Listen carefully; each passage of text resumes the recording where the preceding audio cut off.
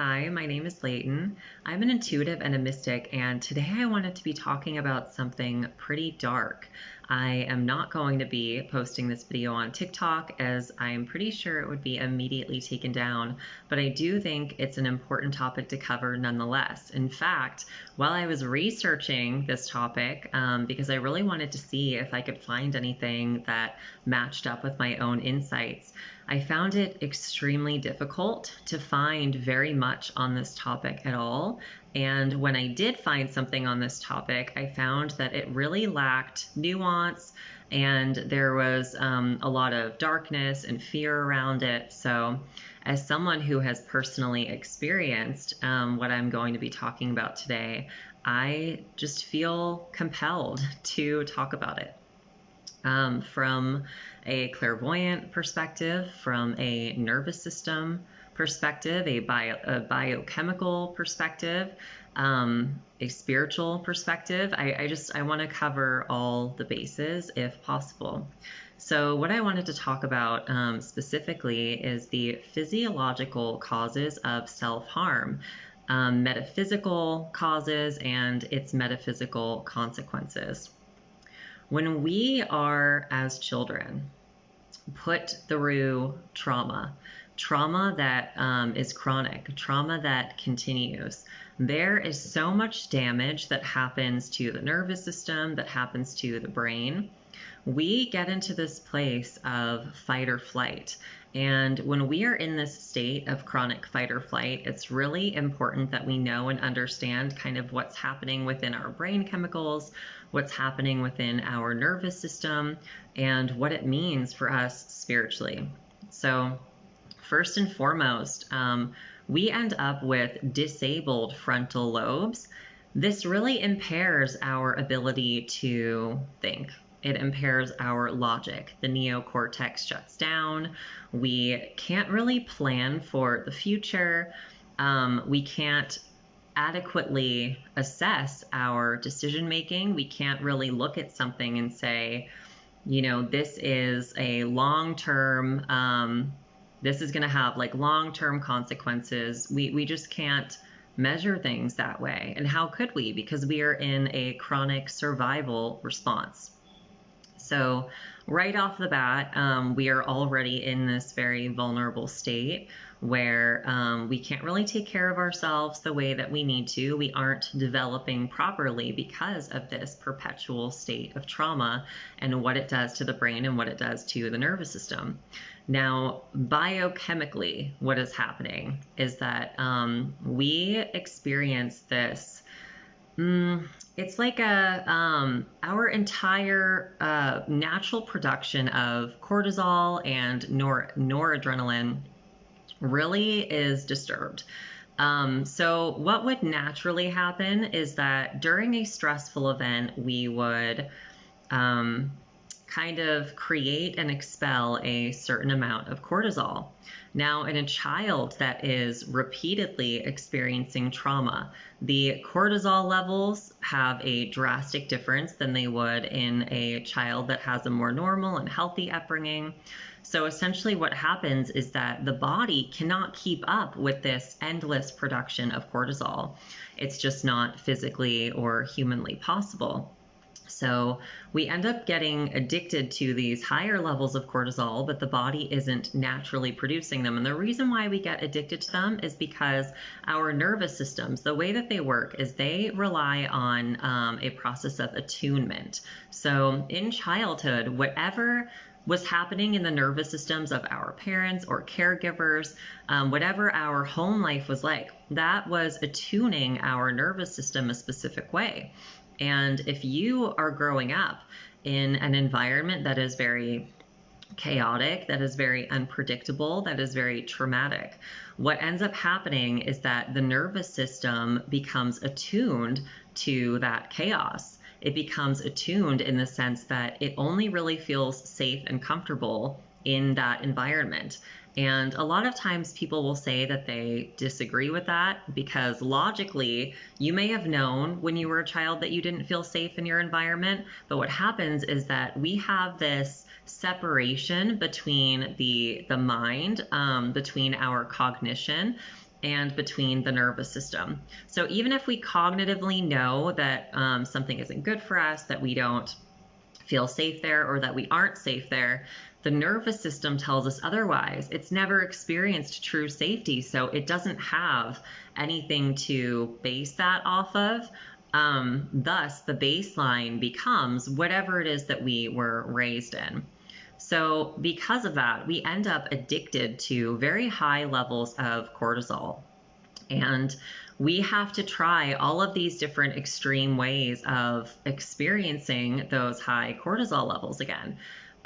Something else that happens that is really important when discussing this topic, because I think it needs to be discussed in order to fully understand what might lead someone to do this and what might lead them to continue doing this, is that when you have overused cortisol levels, especially from childhood, children that are repeatedly exposed to cortisol become extremely desensitized, and we actually experience much higher pain tolerances. So we have kind of a higher tolerance for stress, and we now have to seek out extreme ways of putting stress on the nervous system in order to feel any kind of relief. And on top of that, we also have very high pain tolerance. So we just aren't going to have the same reaction to things that other people might have.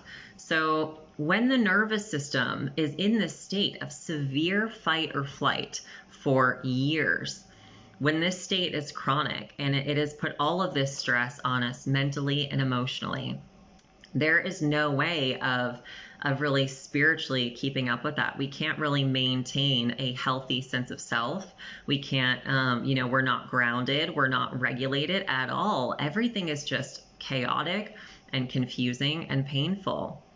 And from that state, we end up in these very vulnerable places that can push us into states of self-harm. Now, there are so many different ways that you can self-harm. It could be engaging in dangerous sexual activity. It could be self-harm by means of using drugs, self-harm just by putting yourself in dangerous or risky situations in order to feel this adrenaline rush. But what I am going to be discussing in this video, mainly because it just seems to be taboo, it just seems to not be discussed enough, is specifically the act of cutting oneself. And the reason why I want to talk about this is because it's common. And I know that it's common because it's something that I did to myself for over a decade. And if we don't have the spiritual understanding of this kind of thing, and if we aren't pairing that understanding with an understanding of the nervous system and what's happening biochemically, we can actually cause damage to people when we are trying to help them move out of a place of self-harm. And I also think it's important to discuss the karmic and metaphysical things that can play into this, because I think this is a topic that is just very misunderstood. And there's so much confusion around it. So some of the metaphysical influences karmically that I have picked up on with myself and when looking into this in general for other people. If you in a past life experienced being a martyr of any kind,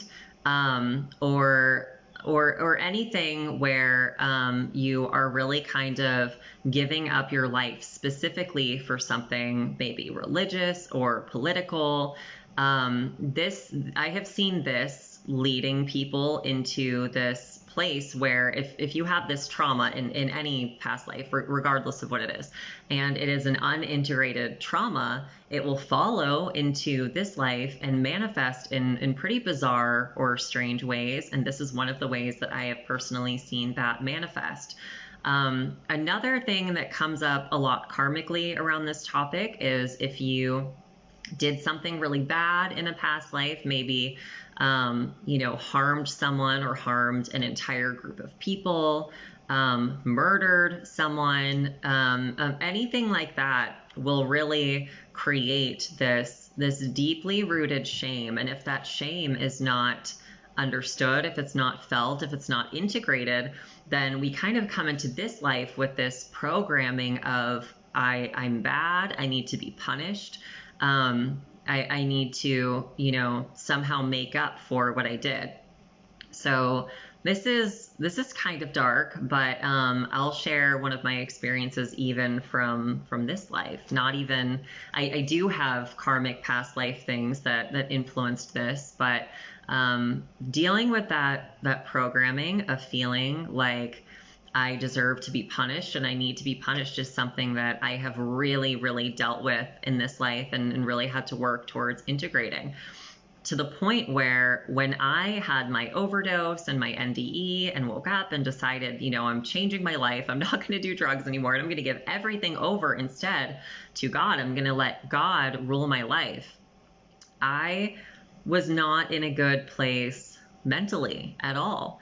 I mean, how really can you be if you've just had an NDE and overdosed and you're just now coming off drugs for the first time? So I remember like right after that happening, cutting myself because in this really twisted place in my mind, I thought that if I did that, I was giving some sort of sacrifice to God that was going to make up for the wrongdoing, the wrongs that I had done when I was on drugs. And, that kind of thing is not easy for me to talk about. It doesn't really paint me in a great light, but I'm not too concerned about that because I'm not the only one that's gone through stuff like this. And that's why I think it's so important to share these experiences. And that's why I think it's so important to talk about, because we can have these programs that are really deeply affecting us and that lead us to do things that we wouldn't normally do, specifically because we don't understand spiritual science and we don't understand how the laws of the cosmos work. Like, you don't have to cut yourself. You don't have to do this, extreme physical act of self-harm to atone for your sins or your wrongdoing. And, I had this life as a religious extremist in the beginning half of this life. And I had many past life experiences as a religious extremist. So something that I have had to learn and integrate in this life is to not be extreme when it comes to those things. And I've had to really deeply understand spiritual science, and I've had to really deeply understand how to move through these things in a way that is balanced, in a way that is healthy, in a way that is safe. So that's one thing that I think is really important to understand, because whatever we continue to perpetuate, we're going to fail to integrate. So if I'm dealing with this perpetual feeling of shame and I deserve punishment and I'm a bad person, and I continue to perpetuate that in my own life by punishing myself and shaming myself constantly, all I'm going to do is fail to integrate, and I'm going to fail to heal that wound. So what we really have to do is enter a de-shaming process.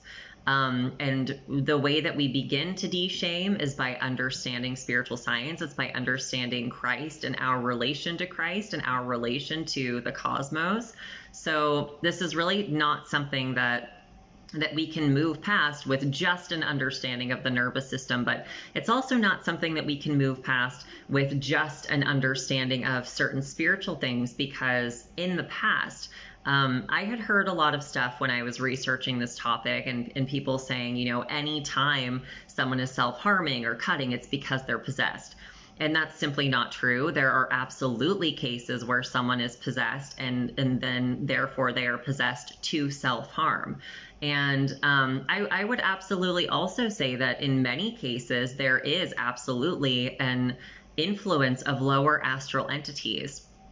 However, that is not the only influence, and the majority of the time, the influence of the lower astral entities comes after we have this severe dysregulation, because the nervous system is our nervous system is actually very controlled by entities if we do not have control over it. So if we are very dysregulated, what happens is that, and this is actually what you see in a lot of religious extremists or cults, or even in like the culty yoga practices and stuff like that, where you see people going to these events and they experience what they believe to be a miraculous healing, or they have this really intense emotional release, and then they leave and nothing has changed. And that is because what's happening is they are going in the situation without discernment and allowing these lower astral entities to work on their nervous system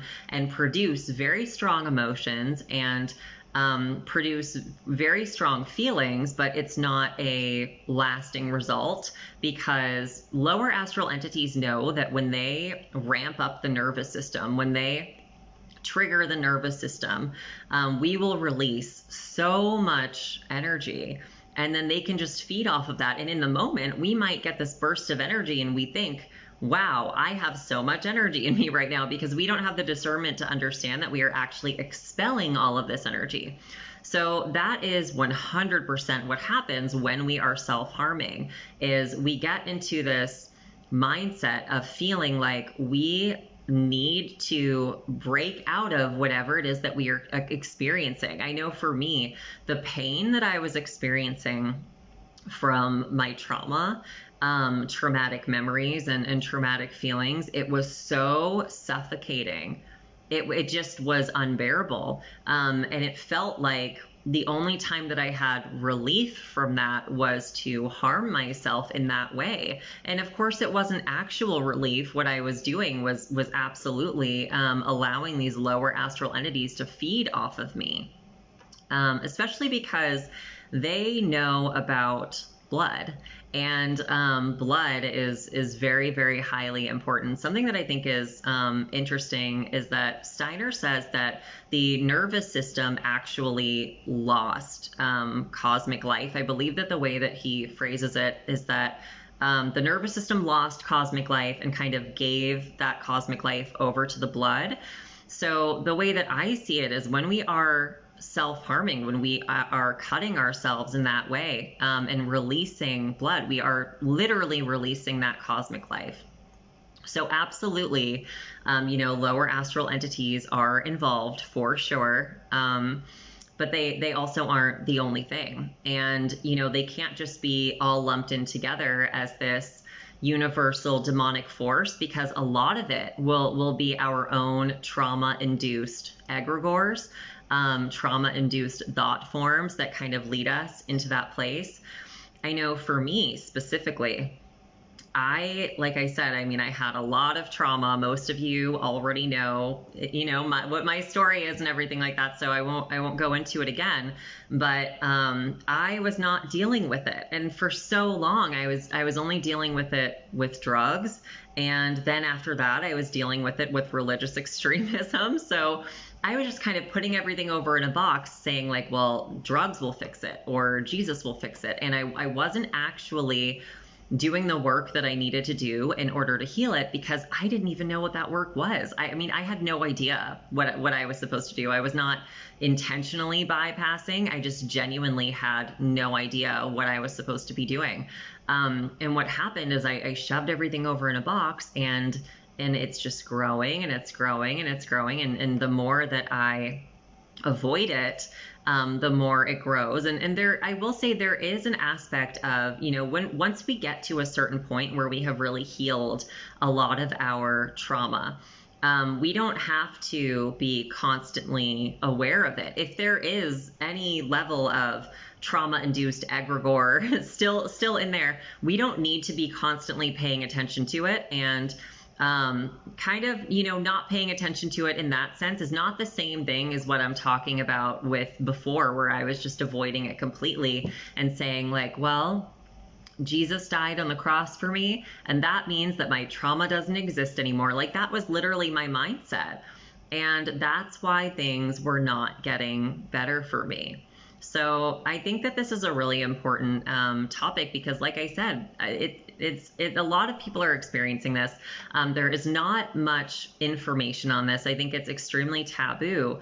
And aside from myself, the other people that I know that have also gone through this, I don't really know anyone that's really jumping at the opportunity to say like, yeah, I used to cut myself, and this is what I picked up on it clairvoyantly. I just don't really see that happening, which is why, like I said, I feel compelled to talk about this because there are very clear physiological causes, and there are very clear metaphysical causes, and there are clear metaphysical consequences. And the metaphysical consequences are that we become so vulnerable to the lower astral. We are literally leaking our life force. We're just getting rid of it. We're just handing it out. It's like a buffet. And because of that, we lose our health. Our health will just go completely down the drain. And I'm not sure if anyone's going to make this correlation, but I just want to be really clear and say that cutting yourself in this way is also extremely different than a ritual process such as bloodletting or something like that, where there is an intention behind it to specifically release a certain force or element that is meant to bring balance and harmony to the body. So these are two totally different things. I'm specifically talking about cutting in the sense of self-harm, self-punishment, with the intention to self-harm, with the intention to punish the self. So I really hope that this video makes sense. I feel like I was kind of all over the place with it, but it's a difficult topic. It's not easy to talk about. There's a lot that goes into it. I have barely scratched the surface. This is me just kind of putting this out there to see if this is the kind of thing that anyone is interested in hearing more about. And if you are, I definitely have a lot more to say on the topic and could try and be a lot more organized with it. So please let me know if you watch to the end and what your thoughts are. I really appreciate the opportunity to come out and talk to you guys about this stuff. Thank you so much.